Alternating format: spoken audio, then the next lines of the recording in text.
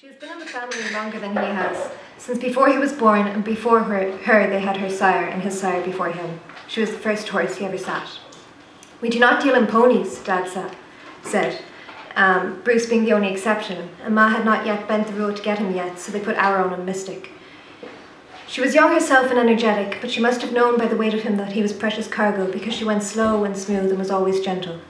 For years, she was the only one he would ride, around and around the lonely tree in the paddock, and then, when he was older, down to the beach, where she was not slow and not gentle, but raced smooth, like a raven slicing through wind. When she foaled late in the spring before secondary, it came as a surprise. Aaron stood in his confirmation suit and watched her labour, but Ma ushered him into the car before the foal came. He never saw it. The body arrived, but the soul did not, and it went straight into the ground with the placenta. Mystic never recovered. It did not ruin her. She was still gentle and smooth, but when she went slow, it was not because she chose to. He took to riding another horse, and for years she only went out in the paddock in the mornings before school, when he let her roam freely beside Bruce, searching out the fresh dew in the grass. For years that was all she did. He finished secondary and went off to college and pretended to go to classes, and when he failed his exams, he came home. "That was an expensive holiday, son," Dad told him, but he did not tell him it was a mistake. The stable hands talked, though, said it was a waste of money they did not have, and Aaron heard them, and the next day he went to Dad and asked to open a school. It did not matter then that Mystic was slow, because slow meant safe. He put the small ones on her when they came, and she was as careful with them as she had been with him, until today. The first real day of sun, the warm stuff, the stuff that filters out the blue and leaves it soft in the shadows, glazing the rest of the world gold. Aaron sucks the last lungful from his fag and flicks the butt away. Under the menthol sits the sweet smell of horse manure and freshly cut sawdust, and the cocktail is not unpleasant. He exhales and pushes off the wall, leaves the pool of sunshine empty behind him, save for a steaming cloud of smoke, arcing this way and that in the still air. He is halfway across the farm when he hears the scream. It rises from the covered arena before him, shrill bird song, and it is followed immediately by an off-pitched whinny. He does not run, although he should. The arena was once a barn, and now its corrugated iron walls are cut away at the sides, so only a roof and supports remain, and anyone passing by can look through into the carcass. If anything was really wrong, he would be able to see it from here. But inside the arena, nothing moves. From this vantage point, there is only sun-hazed air and tossed-up bedding where the horses trod. The tracks from their shoes hollow little U's of blue. Stillness. He reaches the gate, pulls back the bolt, pushes through. The half walls fall away, the panorama of the arena opening up before him. Stillness, all right. The child is crumpled on her side, face mushed into the soft dirt, a mix of cack and wood shavings and the odd bits of straw for drainage. He cannot see her eyes or know if they are open. The cap of her hat is tilted down like those of the criminals you see on telly, hiding her face, and the black dome of it sits on her head like the broad expanse of the globe, the whole world riding on those tiny shoulders. She is wearing a chest protector too that makes her look like a box, her legs and arms too small to unbalance the shape. She is not more than 7. Then movement, one thin pointed elbow kicking out in reflex. He unsticks and the dirt beneath him disappears until it becomes the dirt beneath her, and he is kneeling in it and hovering over her and fixing her cap and knowing not what to do, and then she is rolling onto her back and blinking up at him, all confusion and frowning when she wakes enough to feel the hurt. She begins to cry. He calls the ambulance and then the parents, but the parents get there first. "We're in the area," the father says, still hunching over the wheel even though they are standing in the yard. "Where is she?" the mother asks, and does not wait for an answer. She finds her in the shed. The sun has moved off the wall and his smoke has dissipated. There is no trace of him by the hut that sits in the shade of the big tree from the paddock, and the mother has to wait for her eyes to adjust before she can make out her chicken on the singular chair inside. "She won't speak. You say the horse threw her?" She looks back at Aaron, lurking in the doorway. She clucks. "Have you no first aid kit? Her palms are all scraped up and—" "Shh, yes, I know, baby. I think her arm is broken." The father nudges his glasses up his nose, nervous-like. "Who do we have cover with?" He takes out his phone. "Cover? No, don't call the bloody insurance company, Jack, if you no sense. Get an ambulance." "Hey, it's okay, baby. Just sit back and—" "Okay, I'm here. Mummy's here." "I've got an ambulance on the way." Aaron eyes the child, clinging to her mother, hiding in the folds of her long cardigan. She is young and upset and silent. Wet eyes blink back at him, unfocused and slightly wild, and there are 3 roses blooming on her face, one on each cheek and her chin. Her teeth chatter, trapping her tongue behind them, with the threat of being bit through. Adrenaline dump, but those wear off when kids like to talk. "There's wipes in the glove box." "No, not you." Aaron halts mid-step, turns back to the pair in the shed, but the woman is looking at her daughter. I want to hear it again. The father flees to the car and the shed is quiet but for the occasional sniffle. Aaron rocks on the balls of his feet, pats himself down until he finds the pack in his front pocket, then stops. The woman's eyes glint at him from inside the shed. He crosses his arms and surrenders his post at the door, joins her in the dark. Tell me again. The horse threw her. Behind the woman, the girl studies the floor. Wooden and unpolished, scars of sawn-off branches stare back like 100 lidless eyes. I looked away for a second and she was on the ground. How long was she out? I don't know, maybe 2. Tell the truth now. What happened? There is not enough light to see her face. Tell the truth and I won't call my lawyer. Why won't she speak? I told you the truth. The horse... Misty left. I was on her back and then I wasn't. The child keeps staring at the floor but reaches out to the hat on the apple box next to her and pops the cap down. She disappeared. Kira, thank God. A weight slips off the woman's shoulders and she goes with it to her knees, looking up at her child like an idol. I thought you'd lost your voice. It's Mystic. What? Her name is Mystic, not... And then heralded up the drive by its sirens, the ambulance. Its red and blue lights flashing through the trees like tiny gems, hard to spot in the sunlight. They take her out of the shed on a stretcher, although she's not that busted up and could walk the distance herself. Aaron leans against the wall as the paramedics check her over. The mother does not spare him another look before loading in alongside her and disappearing down the road. The father lingers and shuffles up to him to hand him his card. I'd say we'll be in touch shortly, he offers. And then you'll have to do something about that horse. The car kicks up dust in its wake. The gravel is loose and fine, and before long the car cannot be seen through the powdered fog. Aaron breathes in, but the air is sharp and empty. He pats himself down again, finds his fags again, lights up again. He lets his head fall back on the first pull and stay there, stares up at the blue sky as long as he can, then shuts his eyes against the world, listens to silence, then moves off to find her. The paddock is empty, but for the old Shetland Bruce, as is the stable yard. There is no one in the tack room except the dog who follows him into the feed room, but that too is quiet, and only Buster in the stall beside breaks the silence, snorting softly when Aaron passes without offering an apple. The door to Mystic's stall is still open from when he let her out. Inside it is like a cave, warm and damp, the air dripping with the wet ghost of her breath. She is not here. He did not think she would be, but he does not know where else to look. His first friend, and he still does not know where she would go. Somewhere in the rafters a pigeon coos. It is a symmetrical sound, well balanced, 2 hoots on either side, and it fills the space around him. But everything must end, and when it does, he misses the climb of the farm. He should not have given the hands the day off. The dog finishes his business at the doorframe and comes in to sit at Aaron's feet and cranes his neck to show him the whites of his eyes. There's a boy, Aaron tells him, but forgets to pat his head. He is thinking he should muck out this place. It smells of piss and sweat. The straw is not doing its job. Someone left a shovel leaning against the wall outside, and he takes that and a brush from the tack room, and before the sun has passed its zenith, he has scraped out the wet slop. He brings in the fresh bedding with a creaking rust wheelbarrow, and tosses the stuff around until it lies even. But still after that there is no horse to be put away. A deep breath, a sigh. He goes to the paddock fence and threads his legs through, sits watching Bruce munch through daisies. The day before, Ma had taken her coffee out here and hummed through half of Born to Run before Dad brought the radio down. Hold your wished, woman, you're butchering it. And that had got her singing, keeping time in her smoke-scarred voice with the scratched CD they kept meaning to replace. You'll be fine, won't you? Dad had asked under Clemens's sax, and Aaron had said he would. All right, he said, and passed the boy's pay-over. But Aaron had taken the wad of it and put it in his breast pocket of his denim jacket, a compact rectangle like a second pack of fags. He wonders where Mystics run off to and how long it'll take for them to fix themselves, and then he wonders how long he's got until the phone rings. He picks up the second time and says nothing until the whiny voice on the other side says, hello, hello, 4 or 5 times, and then he says, who's speaking, please? Is this Eoin Mahan? Eoin Mac? Right, Mr. And it's Aaron. I'm Owen's son, Aaron. Out the kitchen window, the sun is falling beneath the horizon, and all the grass and concrete and dirt that bathed gold not an hour earlier lights up red under stratus clouds that stretch the length of the sky, purpling like fresh bruises. Aaron cannot see past the trees at the edge of the paddock. The landline, still attached to the wall, won't give him range to look. He asks again, who is this? Sorry, Aaron, I'm Briggs's lawyer, Mr. Holden.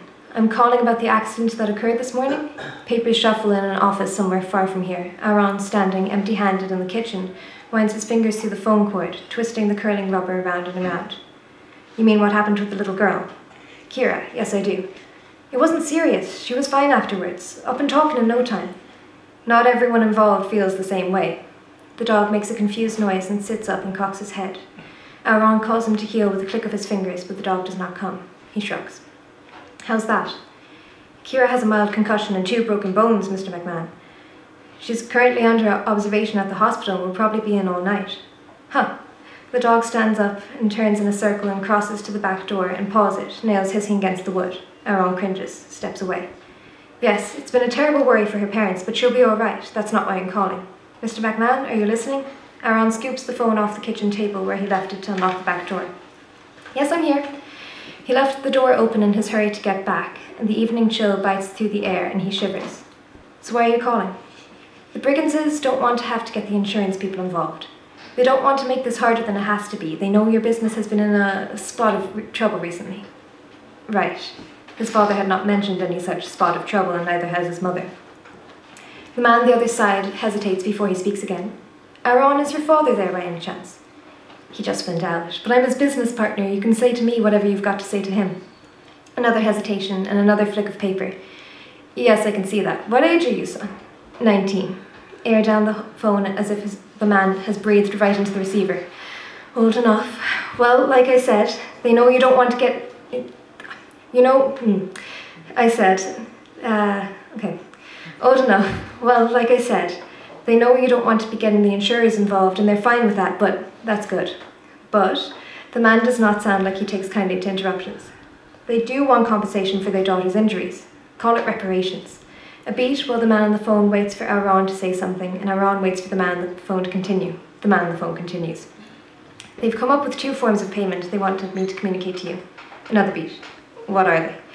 Well, a cash payment wouldn't go amiss. Call something like 10,000 even, and they should back off. Ha! Silence on the line. That's ridiculous. She fell off a horse. Kids take tumbles all the time. She's fine. Usually when they do that, they do it at a registered riding school, with insurance against these things. Out the window, the branches of the younger trees blow in the night breeze, and a strange bird calls, quaffing in the early night, when all the rest has gone to roost. The kitchen door is still open, and the air raises goosebumps on his arms. Are you blackmailing me? The birdsong cuts off when he speaks, and he realises it was not birdsong at all, but his own laugh. Mr. McMahon, I am a member of the Law Society of Ireland. I assure you this is not... What's the other option? Mr. and Mrs. Briggins are willing to bring this to the courts, are willing not to bring this to the courts if the matter cannot be settled privately. They suspect they might have a case for negligent behaviour. How's that? They have reason to believe you were not immediately at hand when Kira was thrown off the animal, nor do they think you were even in the same building. And what do you think? I think you have another option. Aaron waits him out. The animal. Mystic. What about her? They think she's wild, too dangerous to have around children. Mr. Holden. Words can hang heavier than a dead man from the gallows, and when they know they would not like what follows. But Aaron drags them out of himself regardless. What's the other option? Put it down. He goes to sleep by Friday, and this whole thing goes away. The phone slides back into its cradle with a ring. Across the kitchen, the door stands ajar. Aaron goes and stands in it, whistling for the dog, but the dog does not come. The lamp outside the wall burns bright, buzzing electric, but against the vast expanse of the blue dusk, it is nothing. Dark swallows light and takes his whistling with it like a desert. Dark swallows light and takes his whistling with it like a dessert, spits back a chill in exchange. He pats himself down, searching for a cigarette. It will not do much to heat him, but some things are about the symbol rather than the actual effect. He does not find the pack there, but in his hunt he finds the money, still in his breast pocket and neatly folded over once. It is not much, but it is enough to reimburse a weekend away. He gets an envelope from the bottom drawer. It is bright blue and has his name on the back from a birthday long past, and it is empty and the seal is still good. He puts the money in, crosses out his name, writes Ma and Da underneath. Then he licks the seal and closes it. He leaves it dead in the middle of the table, and it lies there even now. He is not in the stable yard or the tack room or even in his favourite corner under the shed. The dog has not snuck into the arena, and Mystic's stall, although still open, houses no body, equine or canine. He checks the open-air arena, but it is as empty as it always is when his mother is away. So too is the glass house. Aaron does not need keys to peer in and see that.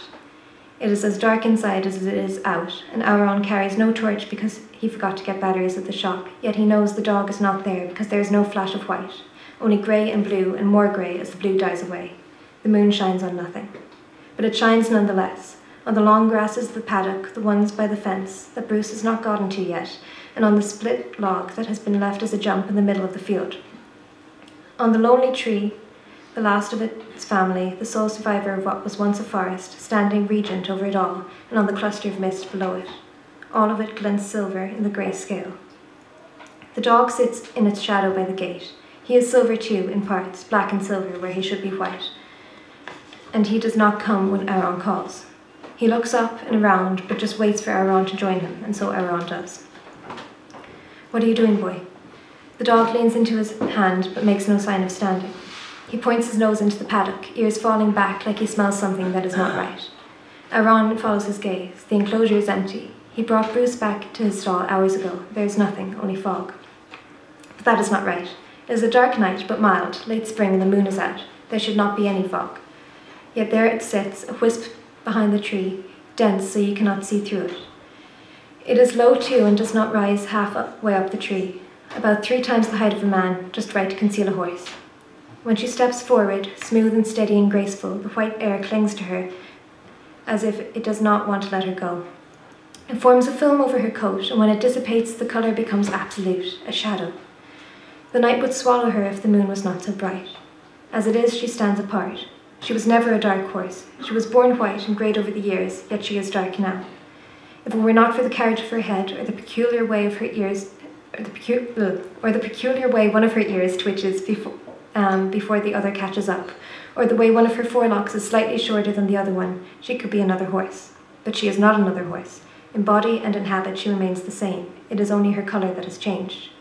She turns her head to stare across the fields, and muscles bulge at her left as her left side comes to face Auron and the dog. There amongst the unblemished tones of her coat sits a spot. It is small and irregular and white, and it catches the moon at an angle so that it glares in a blaze of blue fire. Nothing beside remains, the rest of her coat drained of all colour. Mystic!